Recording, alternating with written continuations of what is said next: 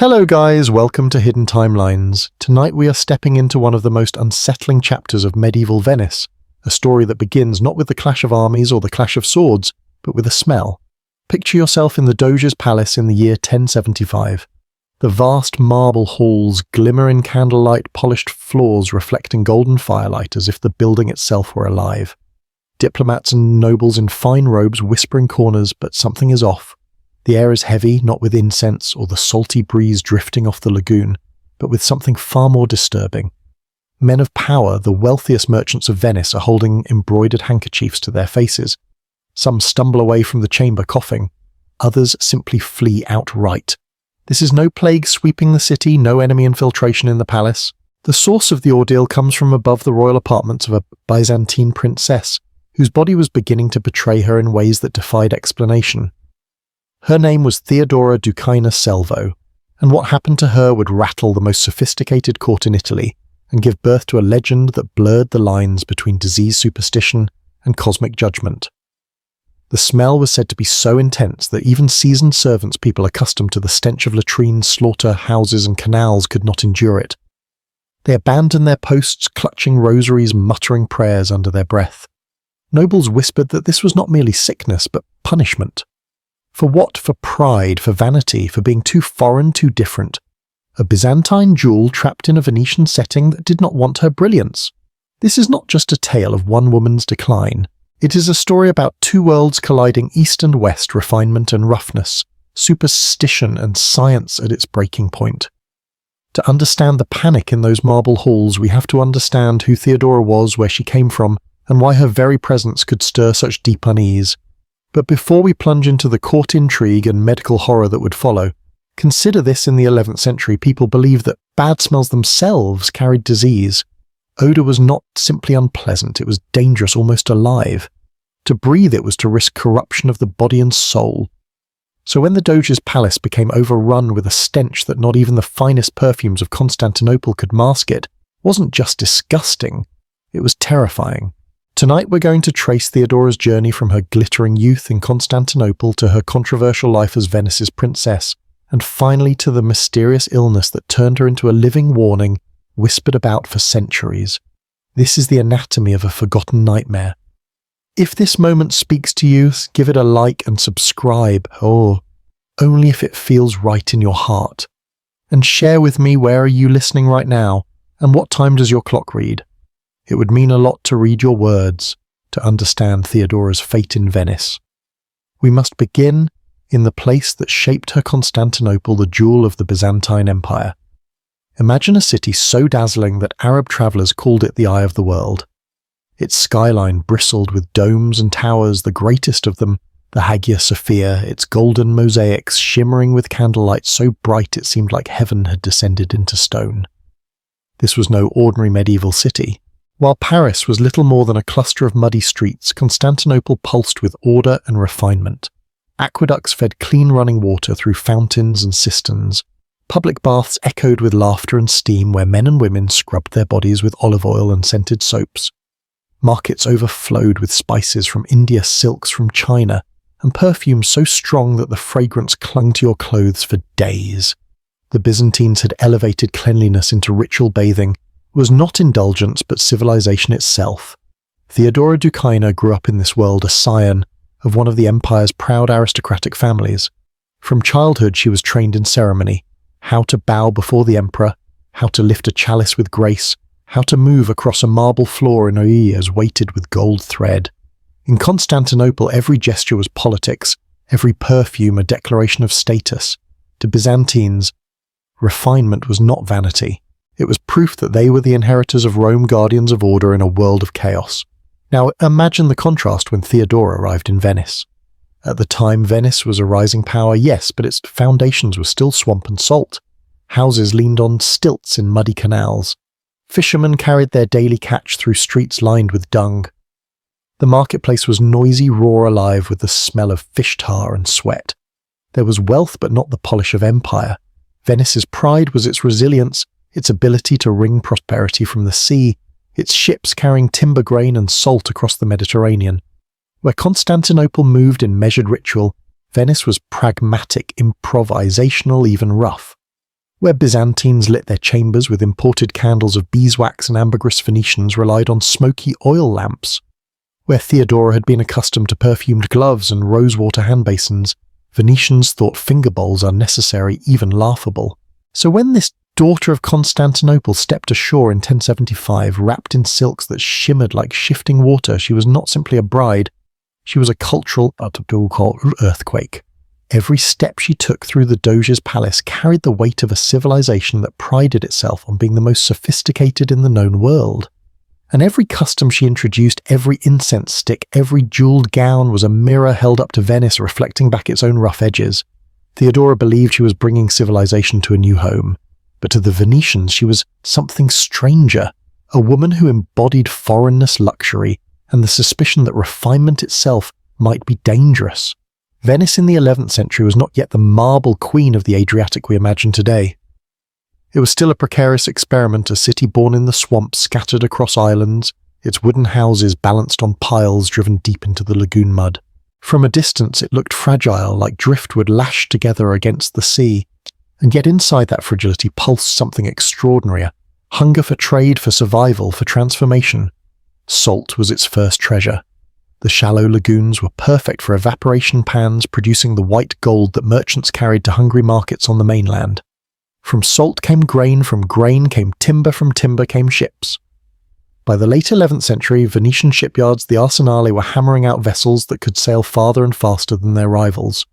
Silk caravans from the east terminated in their ports, bringing wealth, so sudden it glittered like alchemy. Venice was turning mud into gold, but its position was never secure. Every Venetian merchant knew that the city's wealth flowed through the delicate arteries of Mediterranean trade, and the greatest of those arteries ran straight to Constantinople. The Byzantine Empire was not only a trading partner, it was the gatekeeper of the East. To fall out of favour with Constantinople was to risk strangulation. This is why Theodora's marriage mattered. Doge Domenico Selvo, ruler of Venice, was no romantic groom. He was a calculator, a strategist who understood that every alliance was measured in ships, privileges, and ports. By marrying into Byzantine nobility, Selvo was binding Venice's future to the empire's goodwill. It was a political masterstroke, an attempt to secure preferential access to eastern markets and protection for Venetian merchants who crowded the docks of Constantinople. The timing was delicate. Only 2 decades earlier, in 1054, the Christian world had split in the Great Schism. Rome and Constantinople excommunicated each other, tearing east and west into rival camps of faith. Venice, a city on the fault line, had to tread carefully. To the papacy, too much Byzantine influence looked like disloyalty. To the Byzantines, too much Latin allegiance smacked of betrayal. A marriage between a doge and a Byzantine princess was more than domestic arrangement, it was a gamble on identity. Would Venice lean east with the empire of her bride, or west with the Pope who eyed her from Rome? To ordinary Venetians, the marriage brought excitement. They saw wealth on the horizon, silk contracts, grain privileges, carved ivory from Alexandria, spices that could perfume an entire street. But woven into that anticipation was anxiety. Byzantine brides carried not just jewels and servants, but customs that felt alien, even dangerous. And in a city that survived by its reputation, cultural suspicion could unravel into political risk. For Domenico Selvo, the gamble was worth it. For Theodora, it would be fatal. The first real clash between Theodora and Venice did not come in council chambers or through political decrees. It came at the dinner table. Picture the scene: a great banquet in the Doge's palace. The chandeliers drip with wax, long tables bend under the weight of roasted meats, fish from the lagoon, and bread loaves as dense as stun. Merchants and nobles gather in their best robes, eager to see the new bride of their Doge.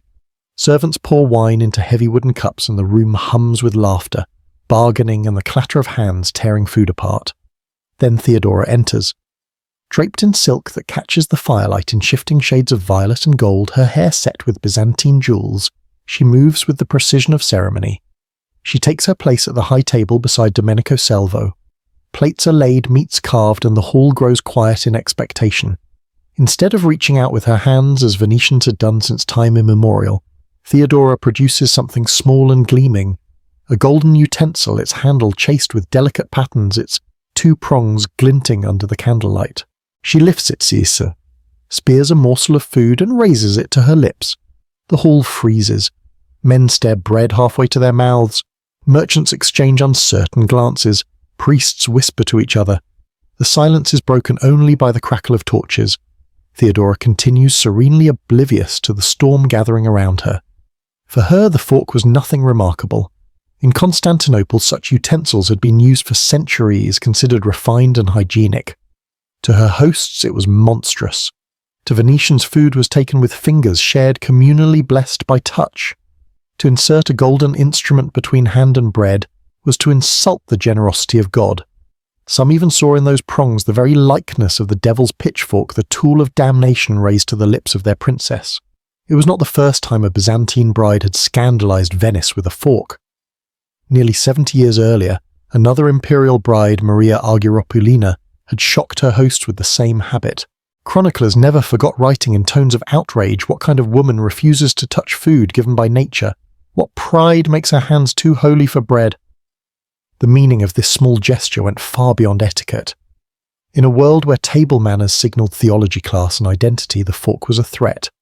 To the clergy it symbolized arrogance and sin, a rejection of humility. To merchants it was a sign that this princess came from a world too rich, too alien, too proud.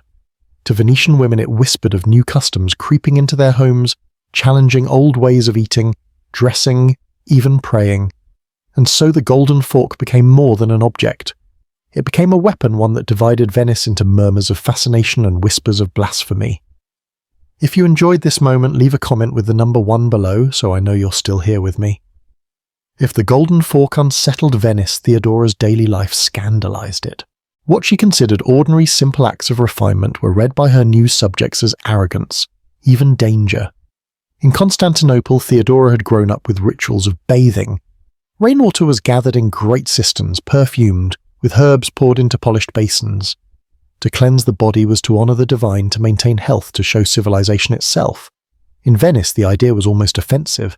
Venetians bathed irregularly, fearing that frequent washing might weaken the body, open pores to illness.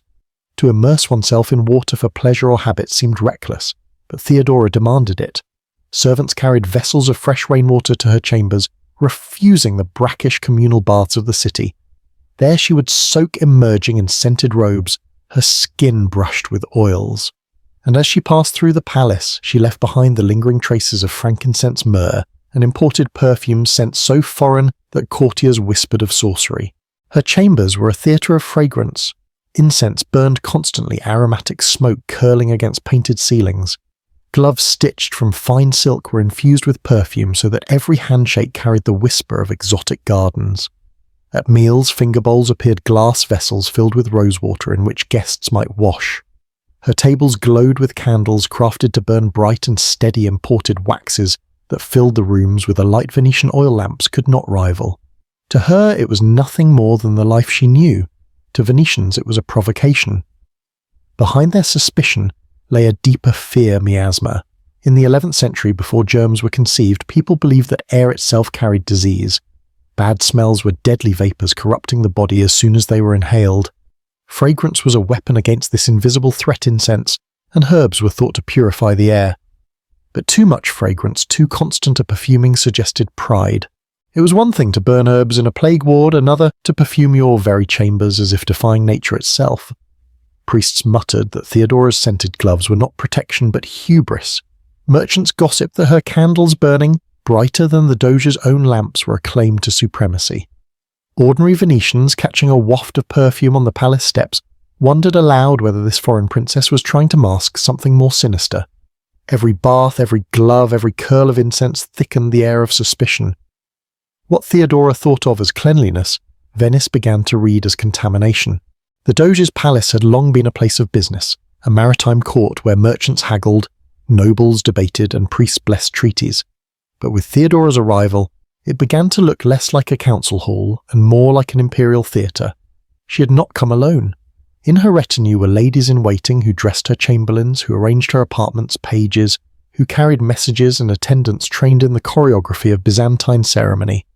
They moved through Venetian corridors with an elegance that startled locals. Slow, deliberate steps practiced booze the subtle ordering of who stood closer and who farther away. A new hierarchy had entered the palace, one that Venetians had never witnessed. At meals, the change was unmistakable. Gone were the rough wooden platters and communal jugs. Instead, golden dishes shimmered under candlelight carved rock, crystal vessels refracted the flames like prisms, and serving rituals unfolded in measured sequence. Even the act of pouring wine became performance as jeweled pitchers tilted with careful rhythm. Each meal was not simply sustenance, but a reminder of Constantinople's grandeur. Theodora's wardrobe carried the same message. Venetian women favoured practical wool and linen garments, suited to a damp climate and a life balance between household and marketplace. Theodora appeared in silks so fine they seemed woven from water itself, embroidered with gold thread that caught and held the light. On her wrists, Byzantine bangles chimed softly as she moved. Her necklaces bore gems cut in ways Venetians had never seen, cabochon sapphires glowing like captured skies, garnets like frozen drops of wine. These were not adornments, they were language. In Byzantium, textiles and gems were political texts read as carefully as charters or treaties. A robe of purple silk proclaimed dynastic legitimacy. A ring set with emeralds spoke of divine favour. When Theodora walked through the palace, she was writing a message with every shimmer and glint that she carried the weight of empire, that Venice was now touched by Constantinople's authority. For Doge Domenico Selvo, the transformation was both asset and liability. On one hand, the palace had never looked more magnificent, and Venice's rising status seemed mirrored in his bride's pageantry. On the other, the informality that had defined Venetian politics, the sense of being a republic of merchants, not a monarchy of emperors, was slipping away. The Doge's court began to resemble a miniature Byzantium, complete with rituals and ranks that unsettled Venetians who prized their independence. To Theodora, this was natural. To Venice, it was a shock.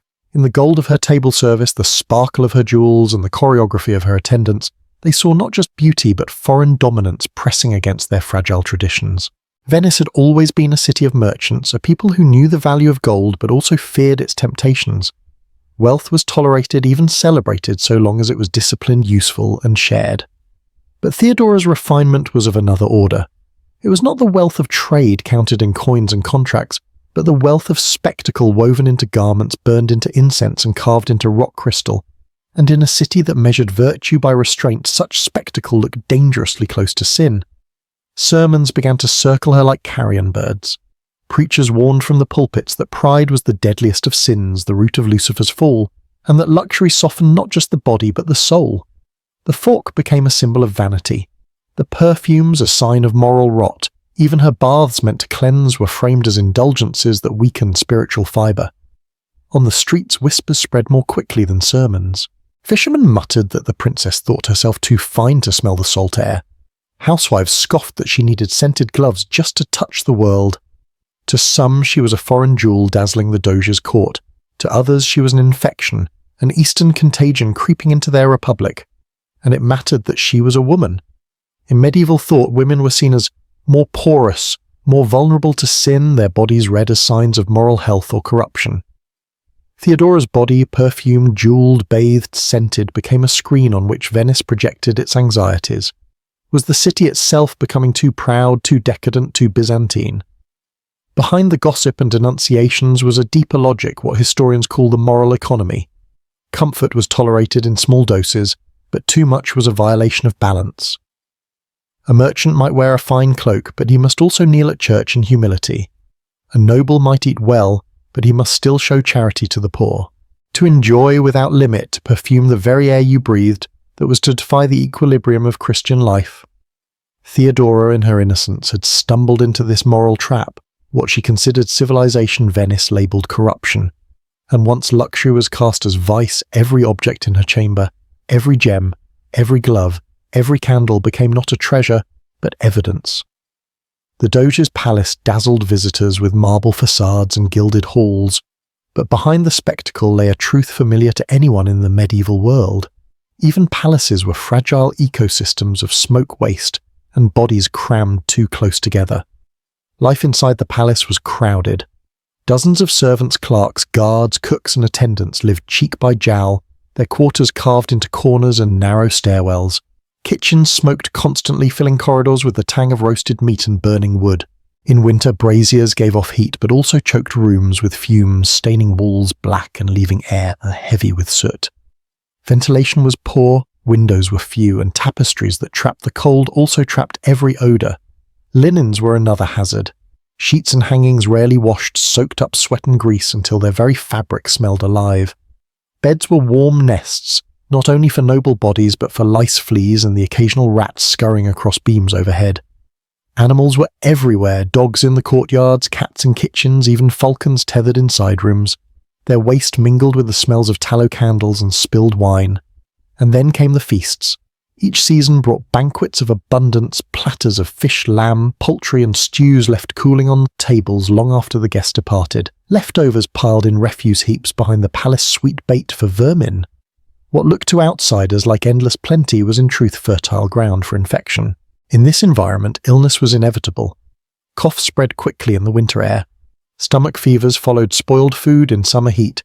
Even the wealthy who dined from gold and crystal lived with constant exposure to pathogens no physician could see or name. The splendour of the palace was built atop a swamp of risks, invisible but deadly. It was into this ecosystem that Theodora brought her perfumes, her silks, her rituals of cleansing. Yet even her attempts at refinement could not keep the palace air pure. To those who despised her, every sickness that passed through the corridors seemed proof that foreign luxury itself was a contagion. And soon the palace would bear witness to an illness, unlike any it had seen before. It began in the smallest of ways, the sorts of things a household notices before a physician ever does. Theodora's morning routine, once a metronome of ritual, slipped half a beat. The bath that had lasted the length of 2 taper candles was shortened to 1.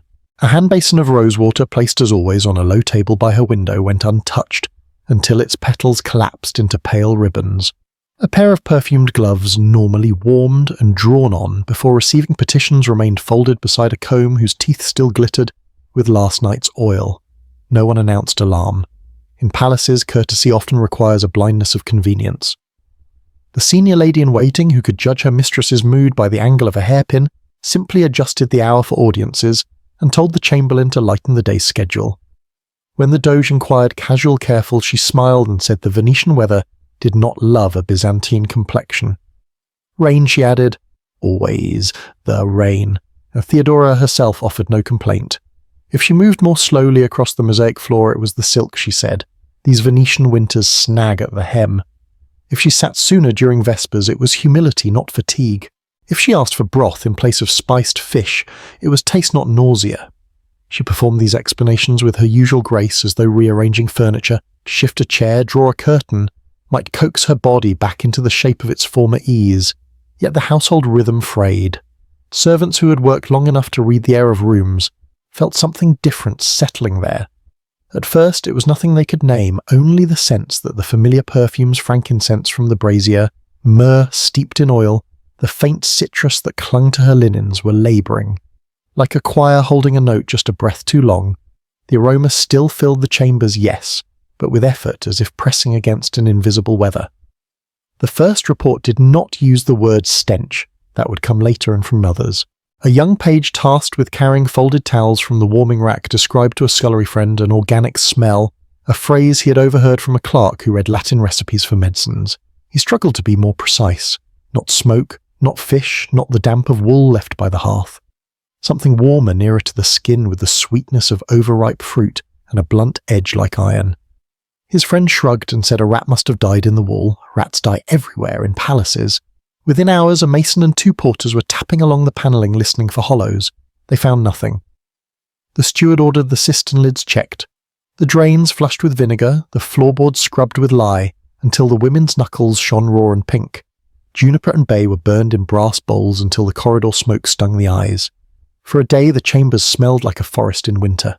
On the next day the sweetness returned gentler but more intimate than before, as if it were exhaled rather than emitted. Theodora shortened her baths again. She said the steam made her lightheaded, and smiling called it a Venetian effect, this city of water insisting on a toll. She permitted only a quick dousing with warm rainwater, then sat with her hair unbound to dry while a maid worked a comb slowly through the dark strands. The comb snagged more than usual. The maid apologized. Theodora said nothing. Only lifted a palm to pause the next stroke, her eyelids lowered, her breath measured to stillness. On the 3rd morning the brazier was left unlit, a trivial fact noted by a page, only because he shivered when he entered. Theodora waved off the fire as unnecessary. She had found the heat too close to her skin. The maid who folded her garments set aside a chemise with a tiny, almost invisible stain at the collar, darkened like wine dried on white linen. She knew better than to mention it. The laundresses know some fabrics, remember. In the hall, life pretended at normal.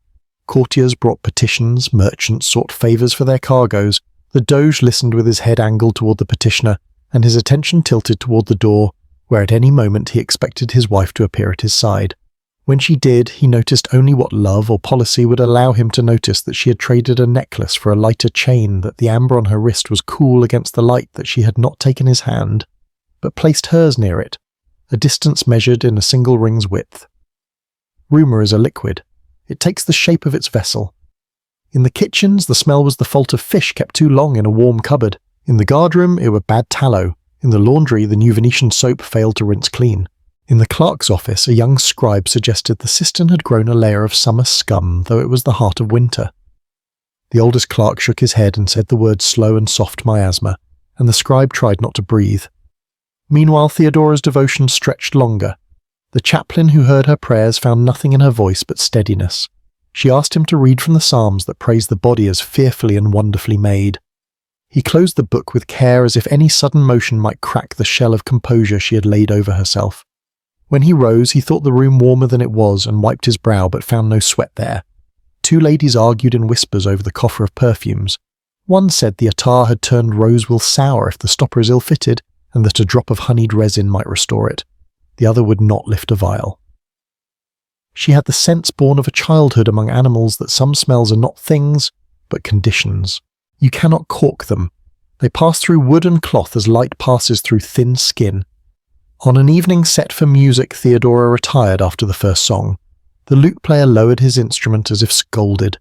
The room murmured. She excused herself with the gentlest phrase, a tide of weariness, she said. The city and she must accustom themselves to each other's rhythms, and stood. Those nearest smelled only her usual distance of fragrance. Those who followed her into the corridor and bowed as she passed felt something else, eddy briefly in her wake, a faint sour sweetness that did not belong to perfume or lamp oil or human breath after wine. It vanished as quickly as a moth at the edge of a candle's reach. The steward began writing notes in a private hand. He instructed the lineners to change the beds twice as often and to dispose of the used sheets rather than rinse and air them. He ordered more charcoal, then rescinded the order. He had juniper burned at dawn and dusk, then decided on myrrh. He permitted a physician's by only the boy, not the master, to walk the corridor outside Theodora's chambers and report on the air a precaution disguised as an errand. The boy returned with cheeks pale from holding his breath. He said nothing the steward could write down. Theodora's letters home became shorter. The messenger never saw their content, only the way she folded them more quickly now, as if words would spoil if left in the air, and sealed them with a press of her thumb alone, not the heavy ring she had worn for years. A small adjustment. Palaces are made of these. There were good days still. A morning when she laughed at a joke about Venetian gulls, an afternoon when she advised a merchant on a contract with such clarity that he forgot to be afraid of her. An evening when she asked the chaplain for a story of a saint, known for courage rather than suffering. And then the days that felt like a room with one window shuttered, not dark but thinner, flatter, the air less generous. By then the word organic had moved from the page's whisper to the steward's ledger, written once crossed out and replaced with nothing, a blank more truthful than any term. The palace had not yet named what it sensed, because to name is to make permanent. Names harden. What everyone could say was simple. The familiar incense fought harder to keep its place. Scents that had once embraced the chamber like a robe now hung like a curtain no longer wide enough to cover the window. It was no longer possible to pretend that this was the damp of winter or the sulk of a faulty drain. Something nearer had begun to speak in the language of air. Venice, with its suspicion of perfumes and its faith in vapours, listened, and the listening itself made the sound louder. By the time the odour deepened, the palace had adjusted its rhythms. It was as if an invisible siege had begun, and the defenders, the servants, attendants, even nobles were inventing rituals to survive it. Meals were no longer served with ceremony. Trays were left at the threshold of Theodora's chamber, plates of food placed silently on low tables just outside the door. A knock, a hurried bow, and the servant retreated down the corridor before the door opened. When she finished, dishes were collected quickly, hands wrapped in cloth noses pressed against sachets of herbs. Perfumed cloths became the palace's new armour. Lavender sprigs stitched into kerchiefs of vinegar, soaked rags tied across mouths, gloves rubbed with resin until the skin beneath blistered. Even messages were carried through air that felt corrupted letters wrapped in waxed leather, opened only after being brushed with ash or held above smoke. The rotation of staff became ritual too. No servant was allowed to linger in her chamber for long. Duties were divided into minutes. One to bring in towels, another to adjust a curtain, another to pour water into a basin. Each slipped in and out like actors on a stage, no one permitted to play their role too long. And yet Theodora remained lucid. She still read letters, spoke softly to her attendants, even smiled faintly when courtiers came as close as they dared. Her eyes stayed sharp, her mind clear. That was the cruelty. She was fully aware of the withdrawal, the shrinking radius of human presence around her. Isolation wrapped itself around her, not with chains, but with empty air. Among the servants, stories crystallized. There was Matteo, a kitchen boy no older than 14, assigned to carry warmed broth to her door. At first, he boasted of his bravery, telling the scullions he could hold his breath longer than any of them. But when he stepped across the threshold one morning, the smell hit him with such force he dropped the tray, spilling broth across the mosaic. He staggered back, gagging his pride undone. For weeks after, he carried a clove of garlic on a string around his neck as if the sharpness might cut through memory. Then there was Lucia, a maid from Murano who had been with Theodora since her arrival in Venice. She alone dared to linger. She would enter with a cloth pressed to her face, kneel to wash Theodora's hands, and whisper fragments of hymns under her breath. She told no one what she saw in those chambers, only that when she left she sometimes wept in the linen room, her face buried in folded sheets. For her duty had become devotion, though each visit carved deeper lines into her cheeks. In the corridors, priests traced crosses on the doorframes. Some whispered that they were not blessing the rooms, but warding them off like exorcists sealing an unseen evil. Nobles avoided entire wings of the palace, preferring to meet in cramped offices, rather than risk passing near the princess's chambers. It was not only her body that was besieged, the entire palace was under occupation by the smell of presence that no curtain, no incense, no ritual could contain. And at its centre was Theodora, still awake, still herself, watching the world step back one pace at a time until she stood alone. The smell had turned the palace into a fortress under siege, but no fortress can endure without healers. And so the physicians came. They arrived from Venice's own schools, from monasteries across the Adriatic, even from Constantinople itself, each carrying leather satchels filled with instruments, herbs, and texts. Their entrances were solemn like generals entering a battlefield, but their weapons were words, theories, and rituals. The framework was humoral medicine, the inheritance of Galen and Hippocrates. Every body, they believed, was governed by 4 fluids: blood, phlegm, yellow bile, and black bile. Health was balance, illness imbalance. If the body stank, if the flesh weakened, if vitality drained away, then the humours had turned against one another. Treatment meant restoring harmony by subtraction or substitution. Bloodletting was the first recourse. Thin knives or leeches were applied to Theodora's veins, with physicians measuring not just the quantity but the timing. Was it better to bleed under a waxing moon or a waning? Should the cut be made on the left arm to balance heat or the right to calm excess moisture? They argued, then compromised, draining a careful measure while chanting prayers to steady the hand. When bleeding failed, purges followed. Decoctions of herbs, bitter as bile, were forced down, designed to cleanse the bowels, to expel whatever corruption brewed inside. One physician from Ravenna insisted on wormwood. A Byzantine colleague prescribed aloe. They disagreed on ingredients, but agreed on principle: the body must be emptied before it could be healed. Dietary adjustments came next. No heavy meats, only broths. No wine except watered with honey. Spices were cut, then reintroduced, then cut again. One doctor swore that cucumbers would cool the overheated blood. Another argued they would drown her constitution in phlegm. The Doge listened as though each debate were a council of war, nodding gravely, authorizing both diets in sequence as though quantity of effort might substitute for certainty. Astrology hovered over every decision. Charts were drawn by candlelight stars plotted with trembling fingers. Was Mars ascendant in Capricorn assigned to withhold treatment? Did the alignment of Jupiter demand more aggressive remedies? Physicians muttered calculations under their breath, their eyes flicking from sky to chamber, as if heaven itself were prescribing through geometry. And still the odour deepened. Imported remedies began to arrive: powders from Alexandria, ambergris from Arabia, pearls ground into fine dust and stirred into wine. These were extravagances as costly as they were desperate.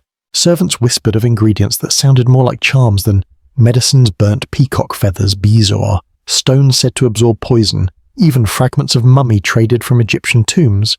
Each was applied in hope, none in success. What is striking is not the failure but the cooperation. Byzantine physicians trained in Constantinople's hospitals clashed with their Latin counterparts over method, but still worked side by side. In the chamber of woman they could not cure, they argued, they theorized, they compromised. They were rivals, but they were also brothers in uncertainty, bound together by the limits of their knowledge.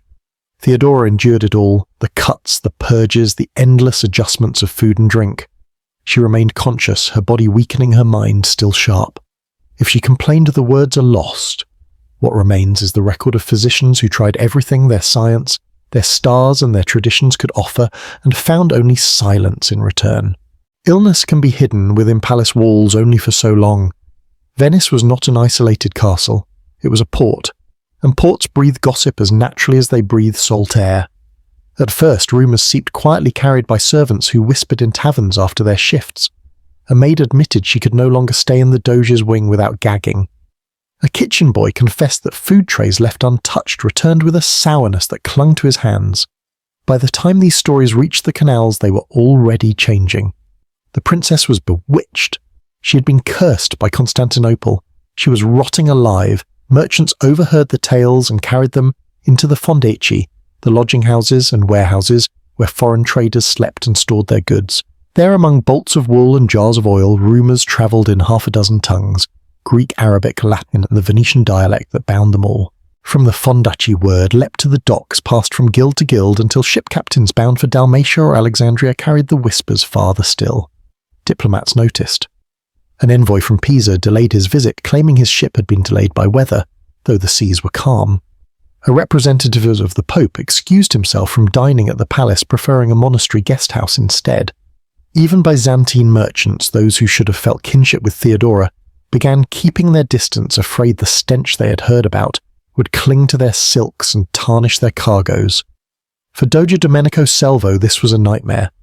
His marriage to Theodora had been a masterstroke of diplomacy, binding Venice closer to Constantinople, securing the privileges that fed the city's rise. Now that alliance risked being undone not by politics but by the failing body of his wife. The Doge's calculations grew impossible. If he admitted her illness publicly, it might be read as weakness, a sign that Venice could not manage even its own court. If he hid it, the rumours would swell into monstrosities more damaging than truth. To send Theodora back to Byzantium would be seen as insult. To confine her within the palace risked turning his home into a tomb that all of Europe would whisper about. And so he did what rulers often do in crisis. He tried to manage appearances. He continued to host audiences, though they were moved to wings far from Theodora's chambers. He ordered repairs to the palace facade, a fresh coat of lime wash to cover cracks as if stonework could mask the odour that drifted through corridors. He received envoys with confidence, but behind his eyes lay the worry of a man whose city lived on the fragile goodwill of others. In the harbour, sailors swapped stories as they coiled ropes.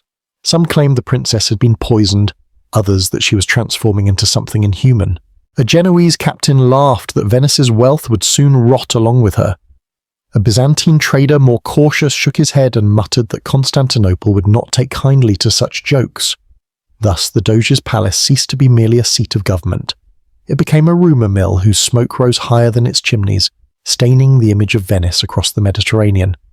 The city that lived by its reputation now watched that reputation rot one whisper at a time.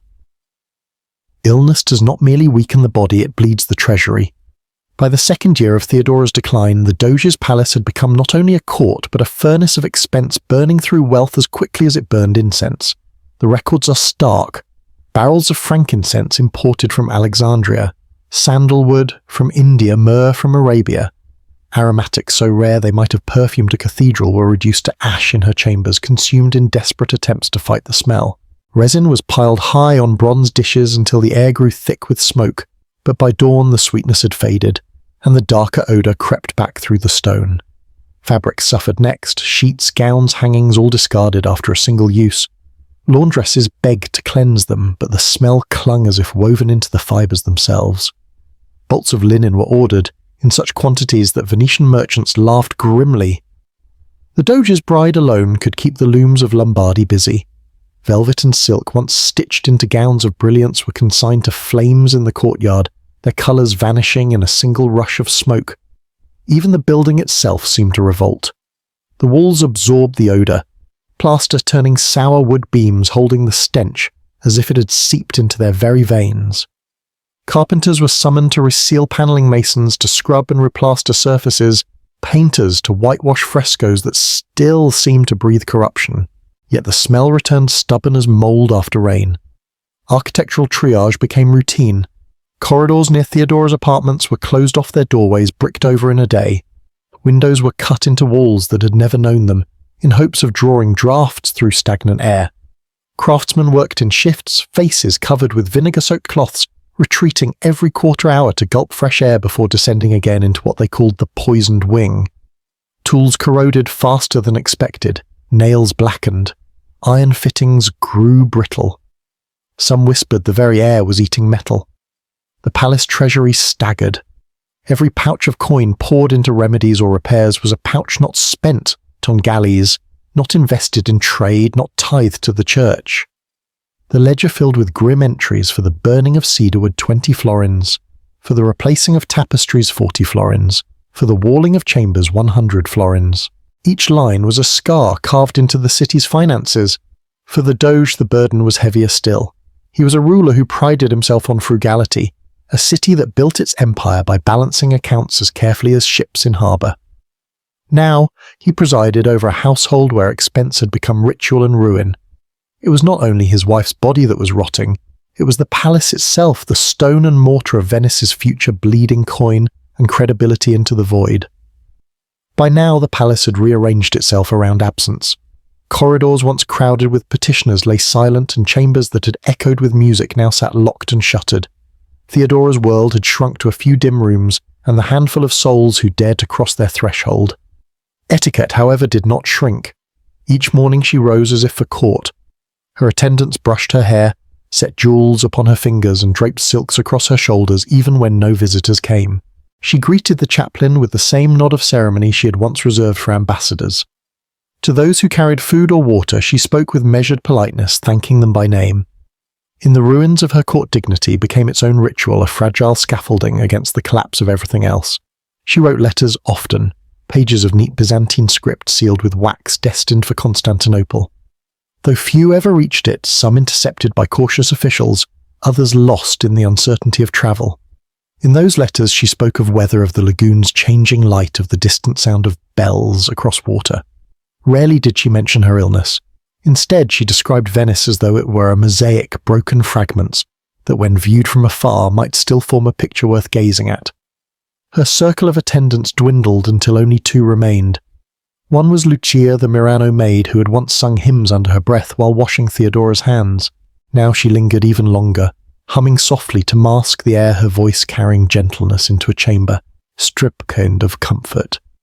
The other was an older Byzantine chamberlain, Demetrios, who had crossed the sea with her years before. His joints ached, his hair silvered, but he refused to leave.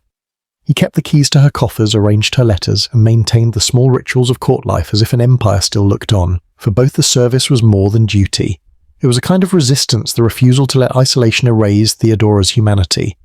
They endured the stench, the silence, the fear, because she still looked at them with clear eyes, because she still asked after their families, because in her presence they felt the gravity of loyalty. The room itself bore witness. Chairs were removed one by one until only 3 remained hers: Lucia's stool, Demetrios's carved seat near the door. Once the hall had hosted a dozen courtiers, each chair a marker of rank. Now the emptiness was almost architectural, a geometry of absence. Yet Theodora sat straight-backed, as if the missing chairs were filled with invisible company, as if she still presided over the empire she had brought in her dowry. This was her last defiance to meet abandonment, not with collapse, but with composure. In a palace where even stone seemed to recoil, she held to the discipline of etiquette, the belief that dignity could survive even when the world itself stepped away. The progression was undeniable. What had begun as subtle fatigue now revealed itself in the body with clarity that could no longer be explained away. Her skin changed first. Courtiers who braved brief visits described it in hesitant terms: too pale, then uneven, then marked with tones that did not belong to the living. Physicians more direct in their records wrote of discoloration along the arms and neck patches that no ointment softened. To the attendants who dressed her, the texture of fabric against her skin left stains impossible to launder. Her breath altered next. No longer hidden in the cloud of incense, it carried a weight that thickened the air around her. Servants reported it as metallic, sharp as iron filings on the tongue. In confined chambers, the atmosphere itself seemed to bend as though the very air had grown denser. The odour clung to garments and hair, following those who left her rooms as a trace none could shake. The palace animals reacted before the people admitted it. Cats that had once curled in her chambers refused to enter. Dogs tethered in the courtyard growled when led near her wing. Even the falcons kept in the mews grew restless, thrashing against their cords when carried down adjacent corridors. To Venetians, such behaviour carried weight. Animals were thought to sense what humans could not. Their avoidance became another kind of testimony. Witnesses struggled for words. Some spoke of corruption, others of slow burning, still others of dissolution. None could find a term that fit. Chroniclers wrote phrases that collapsed under their own uncertainty, an illness from within that broke forth without a condition of the flesh-resisting nature. Physicians recorded humoral imbalances in neat Latin, but appended margins filled with unanswered questions. They argued whether the climate, the diet, or her very foreignness had conspired against her. And through it all, Theodora remained conscious. Her mind did not follow her body into decline. She read letters, gave instructions, recited prayers. She knew the effect she produced on those around her. She saw the recoil in their faces, heard the tremor in their voices, and asked fewer people to enter. Her solitude was not imposed by ignorance, but chosen with lucid mercy and acknowledgement that her presence caused suffering. This lucidity deepened the dread. A body in collapse with a mind intact is a paradox that unsettles even the most disciplined observer.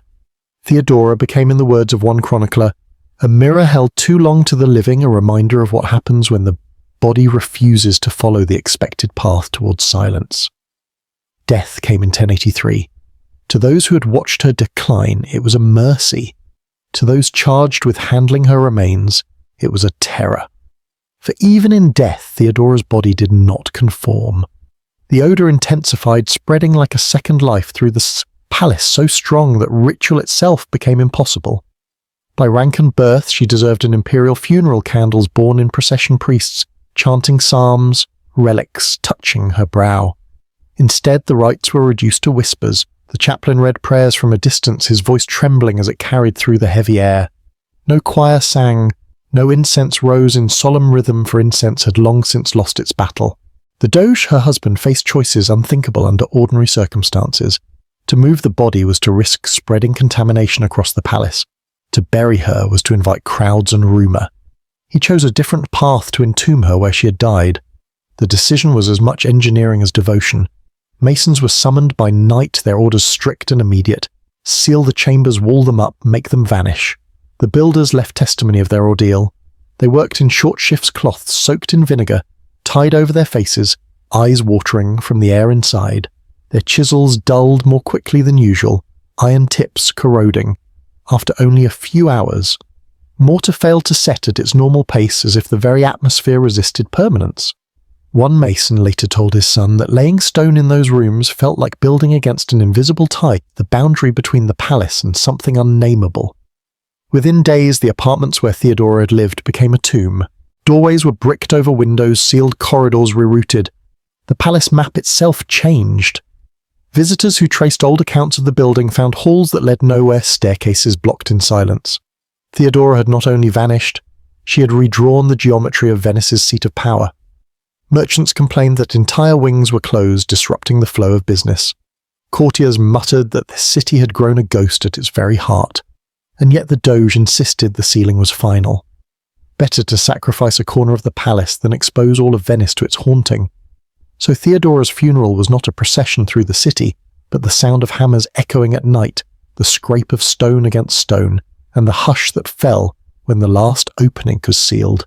She was mourned not with public grief, but with avoidance. From that day forward, people walked new paths through the Doge's palace, skirting the hidden tomb in their midst, never quite forgetting that behind a wall of fresh plaster lay a princess whose body had defied both medicine and ritual. Once her chambers were sealed, Theodora's presence in Venice became less a fact than a story, and stories, especially those that touch fear and fascination, seldom remain faithful. Chroniclers recorded her decline in tones of warning. Some wrote that her fate was cosmic justice, a divine punishment for pride. They lingered not on her dignity and isolation, but on her fork, her perfumes, her silks. The lesson was simple and brutal: those who live too richly invite rot from within. Theodora became not a woman but a parable. Anti-Byzantine sentiment sharpened the tale. To many Venetians, she embodied the East, too perfumed, too proud, too foreign. Her death was retold as proof that Venetian simplicity was superior to imperial luxury, that the Republic of Merchants was purer than the Empire of Emperors.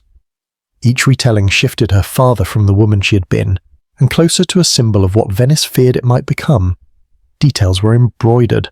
Some writers insisted her flesh melted like wax. Others claimed the stench spread across the lagoon.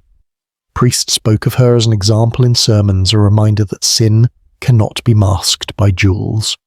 None of them described her measured politeness, her insistence on etiquette, her letters written with steady hand. That part of her vanished, erased by the convenience of moral storytelling. And here lies the bias of history. Luxury makes for irresistible morals. Foreignness makes for irresistible scapegoats. A Byzantine princess in a republic anxious about its identity could never simply be sick. She had to be punished, transformed into a fable that confirmed what the city already believed. Thus Theodora lived on, not in memory of her person, but in rumour of her punishment. A woman who once carried the refinement of Constantinople into the rough halls of Venice was reduced to a cautionary tale whispered for centuries: beware the foreign, beware the proud, beware the woman who brings more civilization than a city is ready to bear. Centuries later, physicians and historians alike have tried to give Theodora's suffering a name. The sources are tantalizing yet incomplete, just enough detail to provoke hypotheses, never enough to settle them. Some suggest necrotizing infection, a disease that eats from the inside out, producing the odors and discoloration described. Others point to advanced sepsis, a systemic failure that poisons the body while leaving the mind tragically clear until the final hours.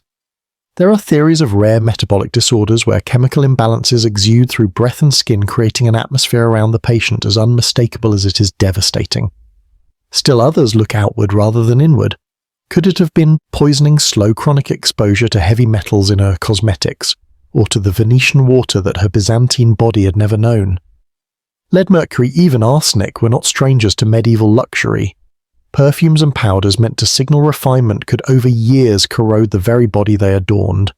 Or perhaps it was no single cause at all, but the compounding weight of environment, the damp palace air, the smoke of braziers, the contagions of crowded halls pressing upon a constitution bred for another climate. And yet we cannot be certain. Theodora's illness remains a riddle that medicine cannot solve with confidence. What is clear is what the Venetians made of it. In their eyes, the disease was not just biological, it was moral, cultural, even cosmic. They saw punishment where we see pathology's scandal, where we search for science. That is the caution of history. When cultures clash, illness becomes meaning. A princess's decline became proof of pride, punished a foreigner's suffering, turned into a city's lesson. Venice learned to mistrust luxury, to guard its identity against Byzantine influence. What it did not learn was humility before the unknown. Today her bricked-up chambers remind us that history often prefers fable to fact. Behind those walls lies not only the memory of Theodora Ducaina Selvo, but also a question we still live with: how do we read sickness, through fear, through morality, or through compassion? The answer tells us less about the patient than about ourselves. History often speaks in dates and battles, but sometimes its deepest lessons come from the quiet tragedies inside palace walls. Theodora Ducaina Selvo's decline was not simply the story of a woman's illness. It was a mirror held up to the human condition, how fear, culture, and misunderstanding can turn private suffering into public fable. The first lesson is humility before the unknown. Theodora's attendants, her physicians, even her husband, could not explain what was happening to her body. In that void, rumour rushed in. Medieval Venetians, like all of us, found it easier to believe in punishment or scandal than in mystery. We are quick to assign meaning when confronted with what we cannot control. Theodora reminds us that compassion is often more truthful than certainty. The second lesson is the danger of turning people into symbols. To Venice, she was not allowed to remain an individual. She became Byzantium itself, perfumed, jeweled suspect. Her decline was recast as cosmic justice for luxury and pride. It is a pattern repeated across history. When a society fears change, it chooses a body to bear its anxieties. Theodora's body became that vessel. The lesson is clear. Beware of the impulse to reduce human beings to allegories. Behind every symbol lies a person, with dignity, fears, and hopes. Third, her story teaches the fragility of cultural encounter. What she saw as refinement baths, perfumes, etiquette, Venice read as arrogance. Every fork and glove became proof of corruption. The smallest gestures, when filtered through suspicion, can harden into walls between peoples. Theodora's fate reminds us that cultural differences demand patience, not judgment.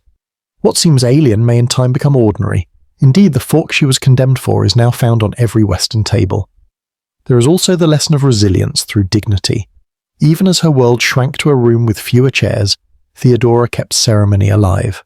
She dressed, she wrote, she greeted others with politeness. Etiquette became her last form of defiance, proof that identity can survive even when the body falters and society retreats. In our own lives, when faced with abandonment or illness, dignity and small gestures, how we speak, how we hold ourselves, can preserve humanity against all odds. Finally, her story warns of the cost of fear. Venice spent fortunes burning incense, sealing walls, discarding fabrics. Entire wings of the palace were remapped to avoid her chambers. Fear became more expensive than care. How often do we too spend more to avoid what we dread than to confront it with compassion and courage? Theodora Ducaina Selvo did not choose her fate, but the way her city responded turned her into a lesson across centuries. In her story we hear an echo: treat mystery with humility, treat people as people, and meet fear not with avoidance but with understanding. These are not just medieval lessons, they are human ones, as urgent now as they were in a marble palace by the lagoon nearly 1,000 years ago. Thanks for being here. Hit that subscribe button and join us for the next chapters full of history and discovery.